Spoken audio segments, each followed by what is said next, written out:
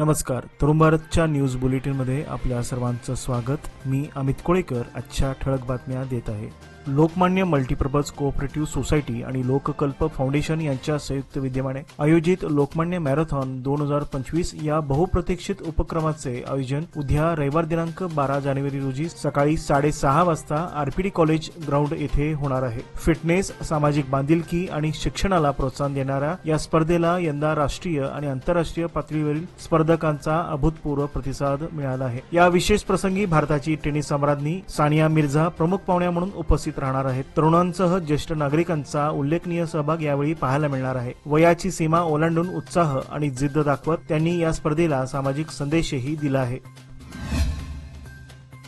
महाराष्ट्र एकीकरण समिती युवा आघाडीतर्फे उद्या रविवार दिनांक 12 जानेवारी रोजी भव्य युवा मेळाव्याचे आयोजन करण्यात आले आहे। खासदार अमोल कोल्हे व आमदार रोहित पाटील या मेळाव्याला उपस्थित राहून मार्गदर्शन करणार आहेत। गेल्या काही दिवसापासून मेळाव्याची मोठ्या प्रमाणात जनजागृती करण्यात आली असून सर्व भागातून हा मेळावा यशस्वी करण्याचा निर्धार करण्यात आला आहे। स्वामी विवेकानंद आणि राजमाता जिजाऊ यांच्या जयंतीनिमित्त महात्मा फुले रोड शहापूर येथील मराठा सांस्कृतिक भवन येथे या युवा मेळाव्याचे आयोजन करण्यात आले आहे। याची सीमा भागातील जनतेने नोंद घ्यावी असे कळविण्यात आले आहे। गांजा ओढण्याच्या दोघा भावंडांमध्ये झालेल्या हाणामारीचे पर्यवसन इमारतीच्या 3ऱ्या मजल्यावरून तोल गेल्याने दोघेही भाऊ खाली कोसळण्याच्या दुर्घटनेत एक जण जागीच ठार तर दुसरा दोन्ही पाय तुटून गंभीर जखमी झाल्याची घटना बेळगाव तालुक्यातील निलजी गावामध्ये काल शुक्रवारी रात्री उशिरा घडली। सदर भावंडांपैकी मृत्युमुखी पडलेल्याचे नाव सुशांत सुभाष पाटील वय 20 असे असून त्याचा मोठा भाऊ ओमकार सुभाष पाटील वय 23 हा गंभीररित्या जखमी झाला आहे। त्याला उपचारासाठी बेळगाव येथील खासगी इस्पितळात दाखल करण्यात आले आहे। तालुका महाराष्ट्र एकीकरण समिती व तालुका आघाडीतर्फे येत्या 12 जानेवारी रोजी जागतिक युवा दिनानिमित्त युवा मेळाव्याचे आयोजन करण्यात आले आहे। महात्मा फुले रोड शहापूर येथील मराठा सांस्कृतिक भवन येथे आयोजित करण्यात आलेल्या या मेळाव्याला चलवनहट्टी व इतर भागातील युवकांनी बहुसंख्येने उपस्थित राहावे असे चलवनहट्टी गावात जागृती सभा आयोजित करून आवाहन करण्यात आले आहे। या जागृती सभेसाठी अध्यक्ष शुभम शेळके, कार्याध्यक्ष धनंजय पाटील, सरचिटणीस मनोहर हुंदरे यांनी संबोधित केले। तसेच प्रवीण रेडेकर, चिटणीस सचिन दळवी, मारुती पाटील, मोहन अमृत रेडेकर यांच्यासह बहुसंख्येने कार्यकर्ते उपस्थित होते। रोटरी अन्नोत्सवात आठवड्याचा दिवस असतानाही खाद्यप्रेमी आणि संगीत रसिकांची गर्दी काही केल्या न संपणारी असून जणू जादू झाली आहे। विविध खाद्यपदार्थांच्या स्टॉलमधून तोंडाला पाणी आणणाऱ्या खाद्यपदार्थावर नागरिक ताव मारताना दिसून येत आहेत। शाकाहारी खवय्यांनी अन्नोत्सवातील भैया समोसा या 68 क्रमांक स्टॉलवर अवश्य भेट द्यावी। येथे अवधी समोसा आणि छोलेसारखे अस्सल अवधी पदार्थ बेळगावच्या खास खाद्यप्रेमींकरिता एक अनोखा अनुभव देण्यास सज्ज झाले आहे। मांसाहार प्रेमींनाही खास पर्याय येथे उपलब्ध असून मंतूज सावजी या स्टॉल क्रमांक 20 वर मटन चॉप्स, खिमा बॉल आणि पाया सूप यासारख्या अस्सल सावजी पदार्थांची चविष्ट मांडणी करण्यात आली आहे। स्टेजच्या समोरील स्टॉल क्रमांक 37 व 38 वर रोटरी तडका या स्टॉलवर उद्या रविवारी केवळ एक दिवस विशेष मेनू दिला जाणार आहे, ज्यामध्ये खिमा बॉल्स, चिकन रस्सो आणि एमडी यासारख्या सावजी डिलाइटचा समावेश असणार आहे। ही संधी बेळगावकरांनी चुकू नये असे आयोजकातर्फे कळविण्यात आले आहे।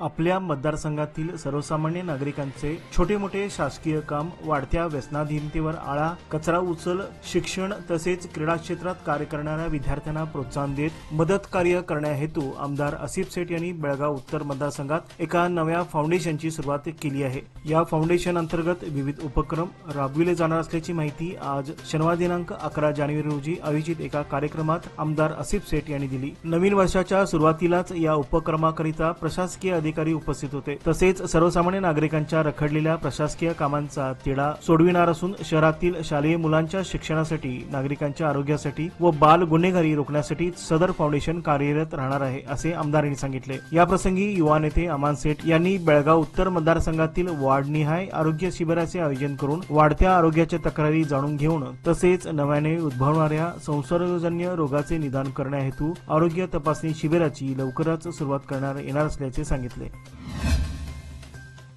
Rotary club of Belgaum elite तर्फे आज शनिवार दिनांक 11 जानेवारी 2025 रोजी सकाळी कर्तव्य हे ब्रीदवाक्य घेऊन शहर आणि तालुक्यातील सरकारी शाळेतील मुलांना स्वेटर वितरणाचा भव्य कार्यक्रम हिंदवाडी येथील महावीर भवन येथे पार पडला. दरम्यान जय भारत फाउंडेशन, शांती फोमॅक प्रायव्हेट लिमिटेड, काशीनाथ हुदलीमठ, हुबळी येथील चंदनभाई ततेड यांच्यासह अन्य दानशूरांच्या वतीने या स्वेटर वितरणाचा भार उचलण्यात आला होता. यावेळी प्रमुख पाहुणे म्हणून रोटरीचे जिल्हा राज्यपाल रोटरीयन शरद पै, शिक्षणाधिकारी शिवशंकर हिरेमठ, उपप्रांतपाल रोटरीयन महेश बेल्लद, अध्यक्ष रोटरीयन सचिन हांगिरगेकर, सचिव Rotarian Vishal Murkumbi, Rotarian Hemendra Porwal, event chairman Rotarian Vijay Patil, event secretary तसेच इतर सर्व रोटरी सदस्य उपस्थित होते.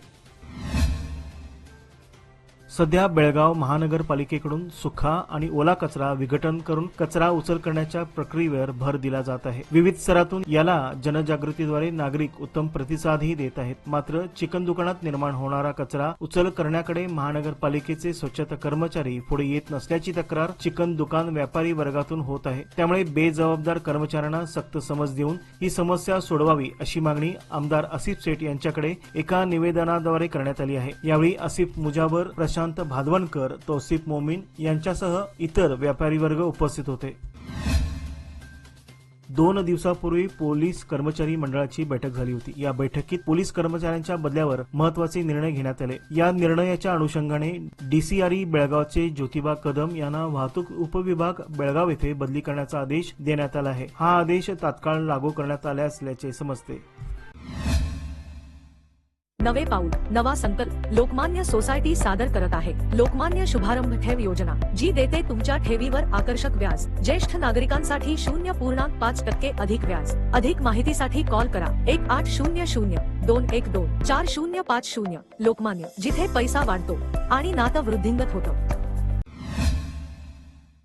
खानापूर तालुक्यातील मुंडवाड येथील रहिवासी असलेले प्रकाश गवाळकर आणि शिवराज जाधव हे दोघे नंदीहळी येथील मिलिटरी ट्रेनिंग अकॅडमीत प्रशिक्षण घेत होते. शनिवारी व रविवारी असे 2 दिवस अकॅडमीला सुट्टी असल्याने ते दोघे जण बजाज पल्सर क्रमांक KA22HR4946 या दुचाकीवरून आपल्या मुंडवाड या गावी चालले होते. खानापूर लोंढा मार्गावर वाटरे नजीक दुचाकीवरील नियंत्रण सुटल्याने दुचाकी रस्त्याच्या कडेला असलेल्या खोल खड्ड्यात पडली. दोघेही खड्ड्यात पडल्याने आकाश वरुण गवाळकर याच्या तोंडाला, डोकीला आणि छातीला जबर मार बसला आहे. रस्त्यावरून जाणाऱ्यांनी 108 रुग्णवाहिकेला संपर्क साधून त्यांना खानापूर सरकारी रुग्णालयात दाखल केले. या ठिकाणी डॉक्टरांनी आकाश गवाळकर याला मृत घोषित केले, तर शिवराज जाधव हा गंभीर जखमी झाल्याने त्याला अधिक उपचारासाठी बेळगाव येथील बिम्स रुग्णालयात दाखल करण्यात आले आहे.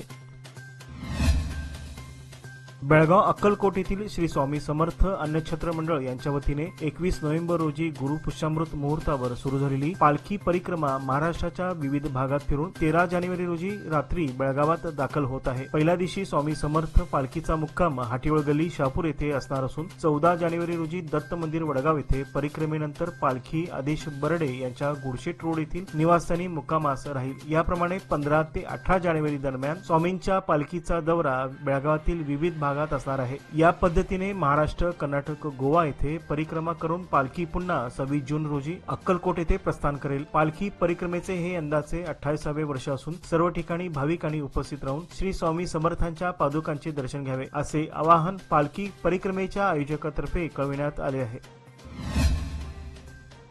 कर्नाटक, महाराष्ट्रासह गोवा, आंध्र प्रदेशातील लाखो भाविकांचे श्रद्धास्थान असलेल्या सौंदत्तीतील रेणुका देवीच्या शाकंभरी पौर्णिमेनिमित्त यात्रा उत्सव प्रारंभ झाला आहे. सदर यात्रा सोमवार दिनांक 13 रोजी असली तरी भाविक आतापासूनच इल्लामा डोंगराकडे प्रस्थान करत आहेत. त्यांच्या सोयीसाठी वायव्य परिवहन महामंडळाच्या वतीने बेळगावातून गुरुवार दिनांक 9 जानेवारी पासून 24 तास बस सेवेची सोय करण्यात आली आहे. ही सुविधा 19 जानेवारी पर्यंत उपलब्ध राहणार असून सोमवारी होणाऱ्या मुख्य यात्रेसाठी अतिरिक्त बसेस सोडण्यात येणार आहेत, अशी माहिती परिवहन महामंडळाच्या अधिकाऱ्यांनी दिली आहे.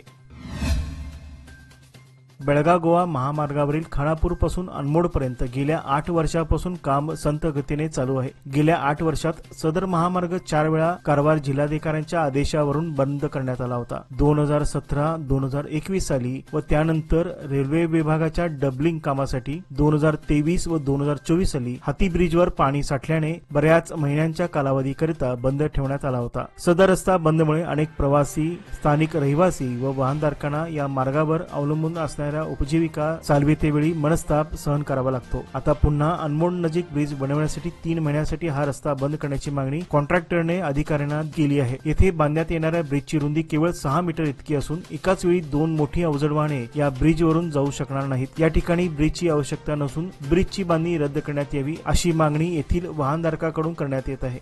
याचबरोबर आजचे बातमीपत्र इथेच संपले। अधिक माहिती आणि ताज्या घडामोडी करता पाहत रहा तरुण भारत न्यूज चॅनल। तसेच आमच्या चॅनलला लाईक, शेअर आणि सबस्क्राईब करायला विसरू नका आणि विश्वासार्ह बातम्यांसाठी दररोज वाचा दैनिक तरुण भारत। धन्यवाद।